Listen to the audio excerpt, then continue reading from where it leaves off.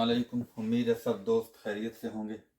आज इंशाल्लाह हम इस वीडियो में हम पास्ट इंडेफिनिट स्टडी करेंगे इंशाल्लाह। पास्ट इंडेफिनिट स्पेलिंग है PAST past, INDEFINITE indefinite, past indefinite. इससे पहले हमने प्रेजेंट के चार डिफरेंट एस्पेक्ट्स पढ़े, प्रेजेंट के पढ़े। Present indefinite, present continuous, present perfect और प्रेजेंट परफेक्ट कॉन्टिन्यूस। आज पास्ट इंडेफिनिट की बारी है। अच्छा, कुछ स्टूडेंट्स जो हैं इस टेंस की जो उर्दू में निशानी है उसके बारे में कंफ्यूज होते हैं। अच्छा, इस टेंस की मैं 2 डिफरेंट वीडियोस बनाऊंगा इंशाल्लाह, जो इंट्रोडक्टिव वीडियोस बन रही हैं अभी सब टेंसेस की। वैसे तो हर टेंस की बार बार वीडियोस बनेगी बाद में, लेकिन यह कि इसके साथ अब इस सीरीज में इसकी 2 बनेगी। थोड़ा सा टाइम मैं लूँगा पॉजिटिव इसकी निशानदेही करते हुए, उर्दू में कैसे इसको देखा जाता है कि ये उर्दू में क्या पहचान है इसकी, और इंग्लिश में बताते हुए भी। हालांकि आसान है, इतनी मुश्किल नहीं है इंग्लिश इंशाल्लाह। आपको मज़ा आएगा अगर सही से समझेंगे तो। लेकिन यह कि फिर नेगेटिव और इंट्रोगेटिव वो भी आसान है, मुश्किल नहीं है, लेकिन उसके लिए मैं दूसरी वीडियो बनाऊंगा। एनीवे, अब आते हैं इसकी निशानियों की तरफ कि इसको पहचाना कैसे जाए उर्दू में। मैं यहाँ पे कुछ जुमले लिखता हूँ आपके सामने, तो इनको मुलाहिजा कीजिए प्लीज़।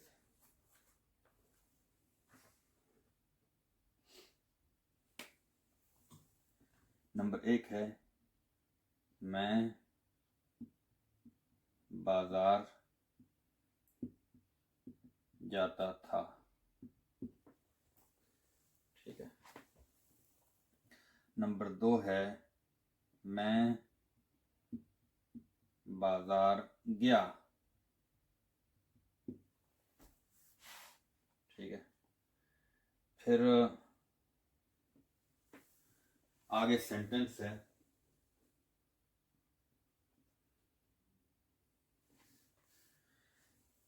उसने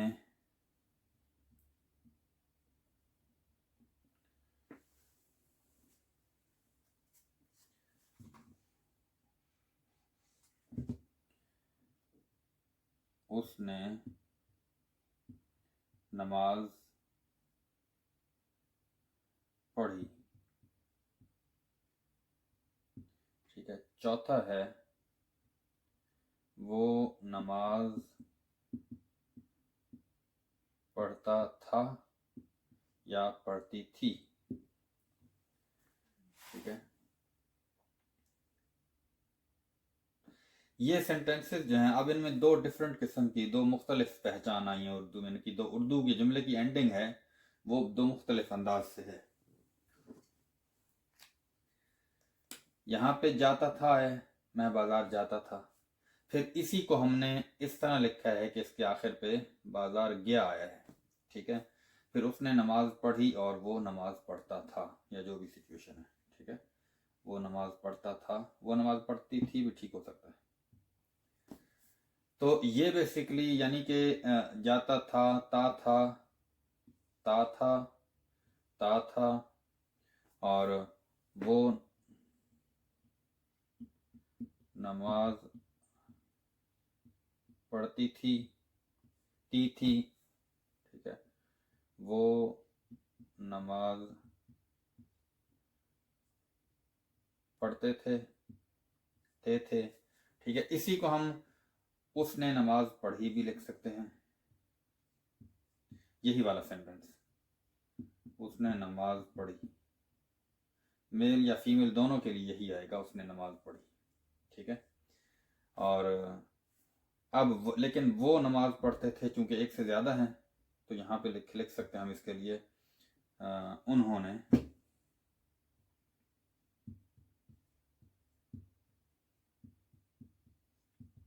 नमाज पढ़ी। ये याद रखें, ये हम प्रेजेंट इंडेफिनिट टेंस पढ़ रहे हैं। प्रेजेंट इंडेफिनिट टेंस अपने आप को याद दिलाते रहा करें ताकि गलतियाँ कम से कम हों। और अच्छी तरह जहन में रख लें ये बात कि जितनी बेहतरीन और सॉलिड मजबूत किस्म की आपकी बेस होगी, उतने ही आगे आपको अच्छे अंदाज से अंग्रेजी आएगी। ठीक है, जिन लोगों की यहाँ बेस नहीं बन पा रही, जो अच्छी तरह से याद नहीं कर रहा है सब कुछ, उन्हें आगे मुश्किलात आएंगी। तो बेहतर है कि अभी से आप लोग जो भी लेसन हो उसके नोट्स लेते रहा करें। ठीक है, बिल्कुल दिल जमाई के साथ इतनी अटेंशन दे के पढ़े ना इसको कि कोई भी एक भी नुक्ता जो है वो आपके जहन से हटने ना पाए। ठीक है, आपके जहन में बैठती चली जाए। जितनी ज़्यादा शदीद तवज्जो देंगे उतनी चीज़ें आपके जहन में बैठेंगी और आगे इंशाल्लाह आपको मसाइल नहीं आएंगे। अच्छा, ये आ गई जी उर्दू में इस टेंस की निशानी कि उर्दू में इसको कैसे पहचानते हैं। ठीक है, अब आते हैं इसके फॉर्मूले की तरफ, इंग्लिश में। आप लोगों को याद होगा कि मैंने जो 5 फॉर्म्स पढ़ाई थी आपको, उनमें से सेकंड फॉर्म को मैंने पास्ट का नाम दिया था। मिसाल के तौर पे राइट फर्स्ट फॉर्म, ठीक है,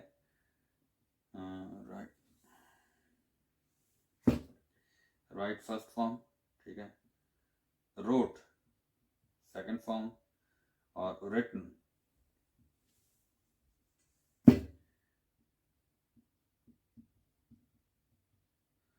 थर्ड फॉर्म, और राइट्स फोर्थ फॉर्म, और राइटिंग फिफ्थ फॉर्म। ठीक है, ये जो सेकंड फॉर्म है, इसको मैंने पहले भी यही नाम दिया था और फिर आपको बताने जा रहा हूं। इसका नाम है पास्ट। ठीक है, पास्ट। इससे पहले हमने जो टेंसेस पढ़े, प्रेजेंट इंडेफिनिट था, उसमें ये फॉर्म लगती थी प्लस इसके साथ ये लगती थी, या इसके साथ इसी के साथ ऐसे एस लगाते थे। फिर हमने प्रेजेंट कॉन्टिन्यूस पढ़ा, उसमें इज एम आर के बाद फिफ्थ फॉर्म लगती थी, आईएनजी फॉर्म। फिर हमने प्रेजेंट परफेक्ट पढ़ा, उसमें हैव के बाद थर्ड फॉर्म लगती थी।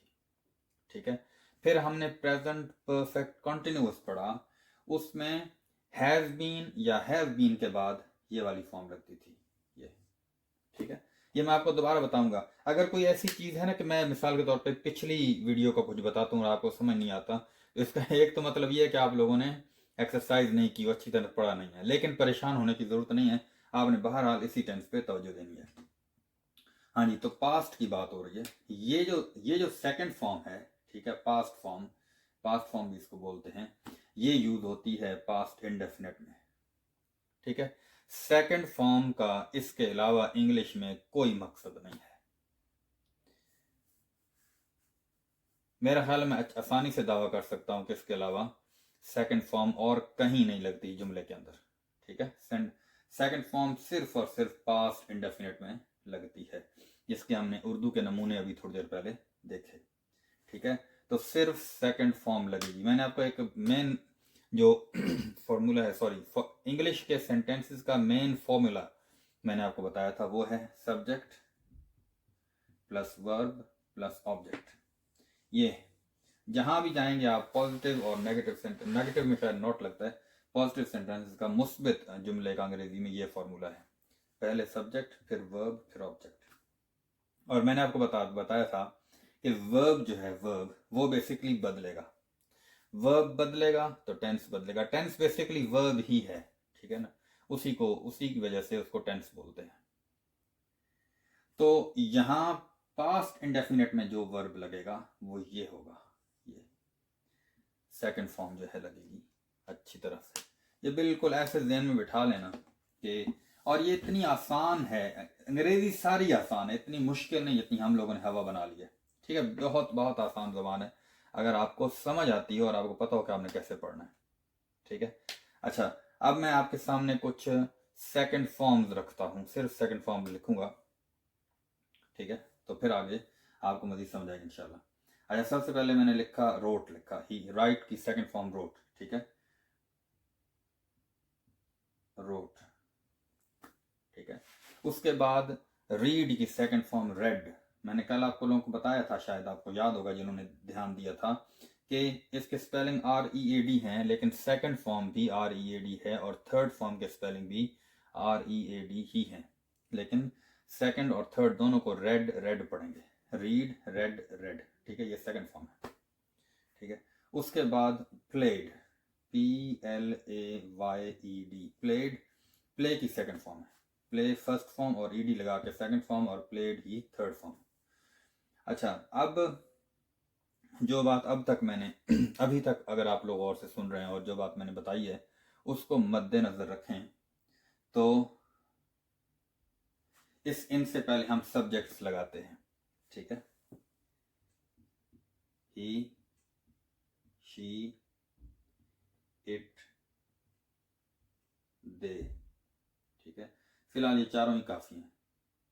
अच्छा, प्रेजेंट इंडेफिनिट टेंस में आप लोगों को याद होगा, प्रेजेंट इंडेफिनिट टेंस में और प्रेजेंट परफेक्ट टेंस में और प्रेजेंट परफेक्ट कॉन्टिन्यूअस टेंस में हमने सब्जेक्ट्स के दो ग्रुप्स बनाए थे।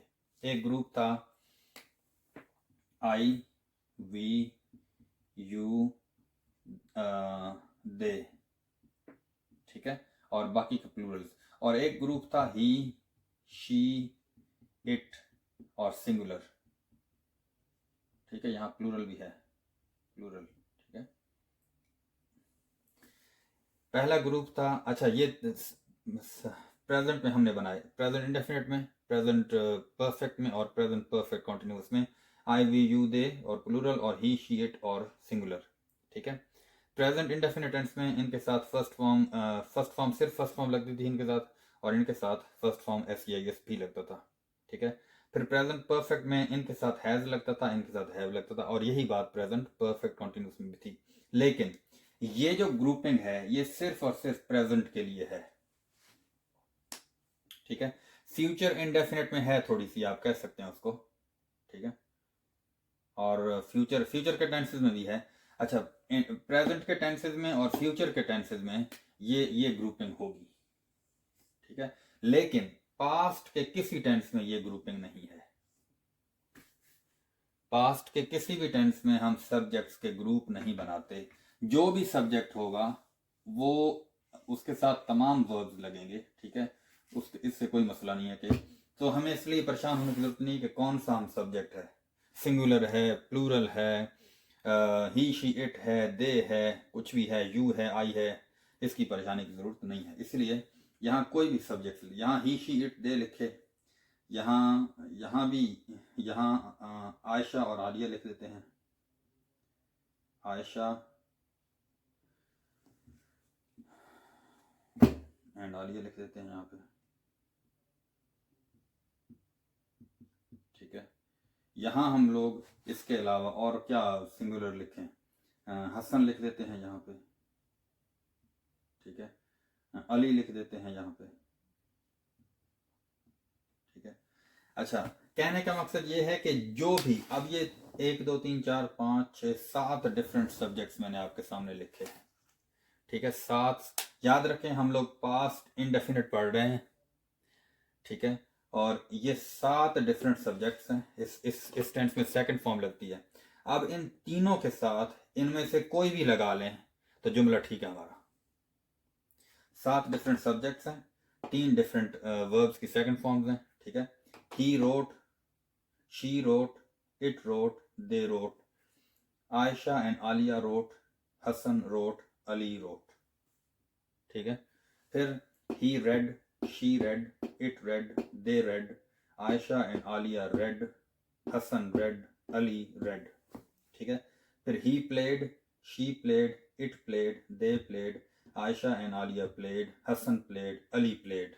यानी कि ये सारे के सारे सब्जेक्ट्स इनमें से किसी भी वर्ब के साथ लग सकते हैं और मतलब वही होगा जो पहले बताया है।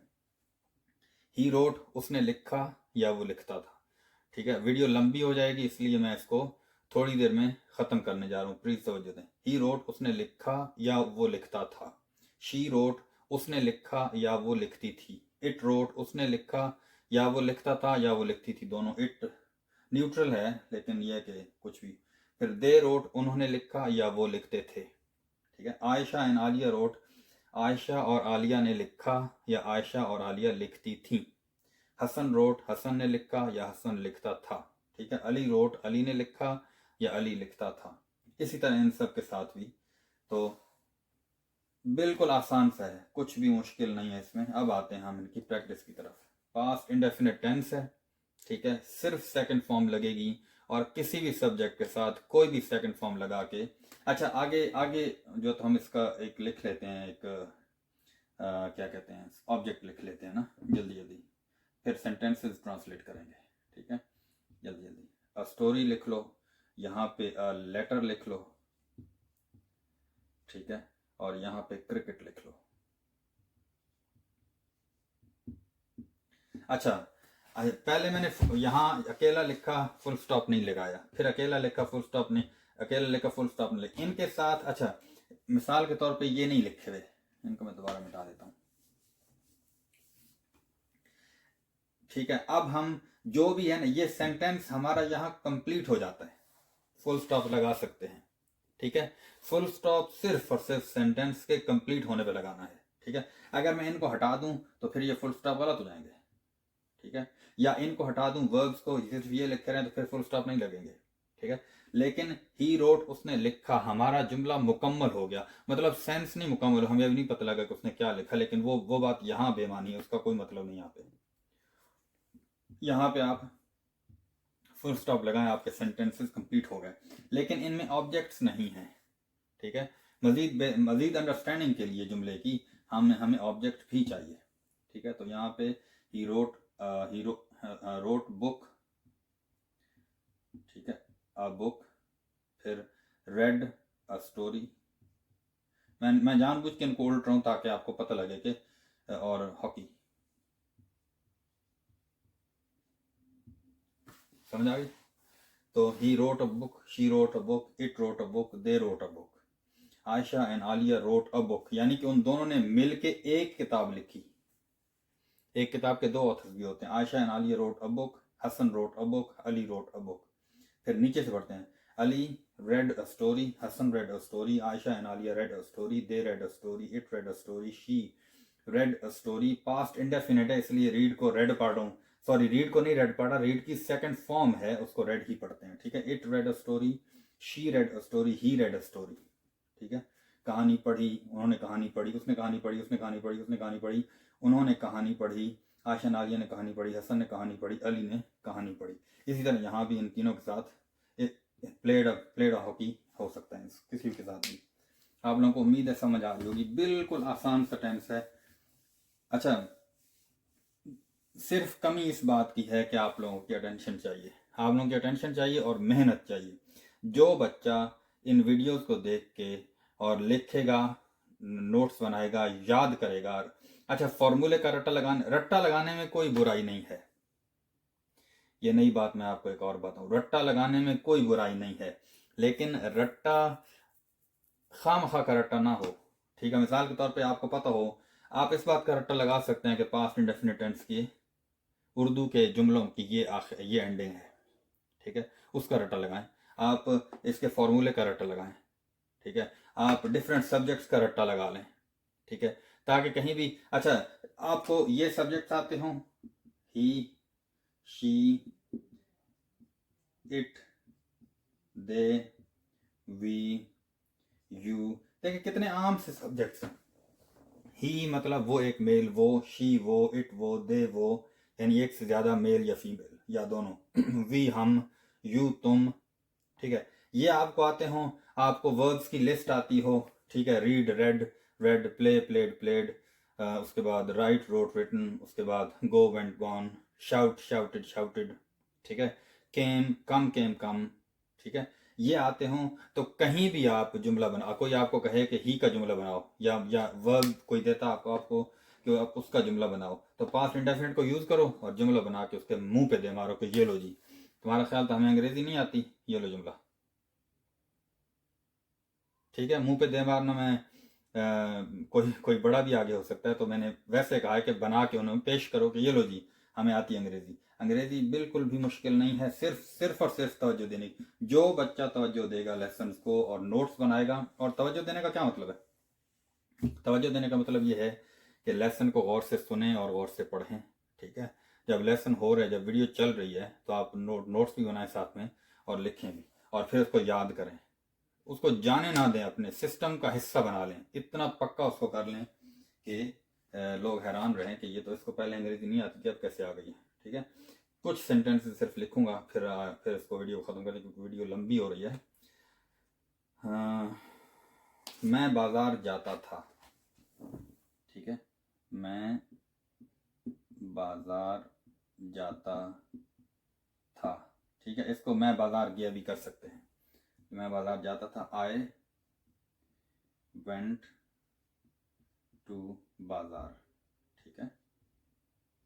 और यहाँ मैं दोबारा से लिख देता हूँ, अगरचे एक दफ़ा फॉर्मूला लिखा था, subject plus second form of verb, ठीक है, second form of verb, second form of verb, ठीक है, और ऑब्जेक्ट। कितना सादा सा जुमला है, देख लें। मतलब भी निकलेगा, चीज़ें भी समझ में आएंगी, लेकिन सादा सा जुमला है, कोई भी मसला नहीं है, ठीक है। फिर अगला सेंटेंस है,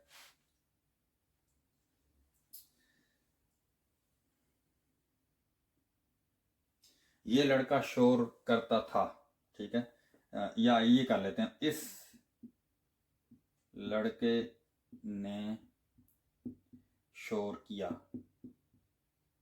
इस लड़के ने शोर किया, ठीक है। या इसकी जवाब ये लिख सकते हैं, ये लड़का शोर करता था,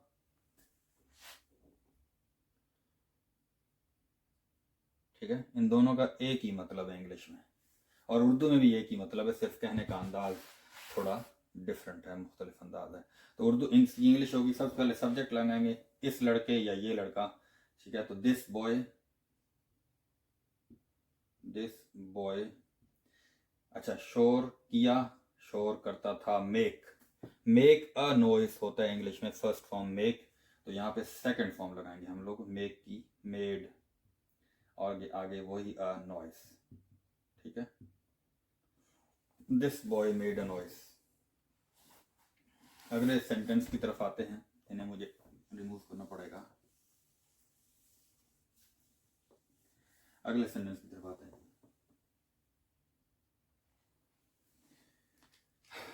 तुमने वक्त जाया किया, तुमने वक्त जाया किया, या तुम वक्त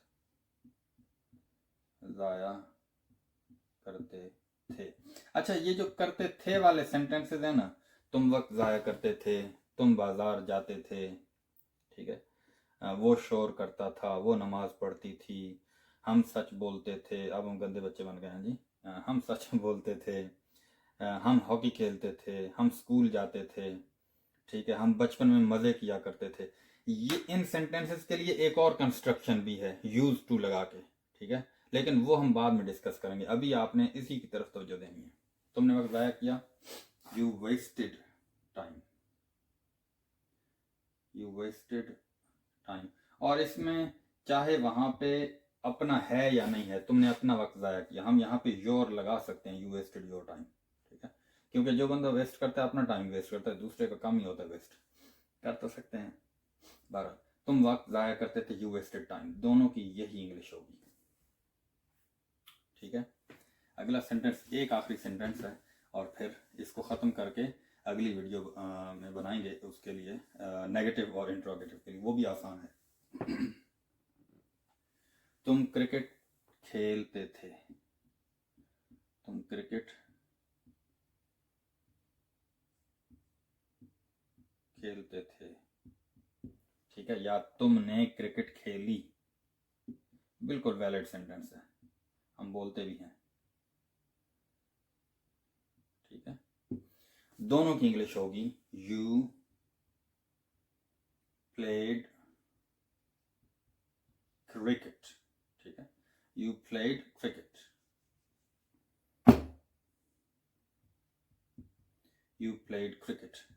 अच्छा, रवानी ज़बान में लाने का एक तरीका ये भी है कि जो भी सेंटेंस मैं बनाऊं या यहाँ बोलूं, आप हर सेंटेंस को 5 दफ़ा बोलें एक ही सांस में, या 10 दफ़ा बोलें, ठीक है। You played cricket, you played cricket, you played cricket, सांस रोक के बोलेंगे तो आपके दिमाग पे भी जोर पड़ेगा और आपको याद रहने की ज़्यादा उम्मीद है। You played cricket, you played cricket, ठीक है।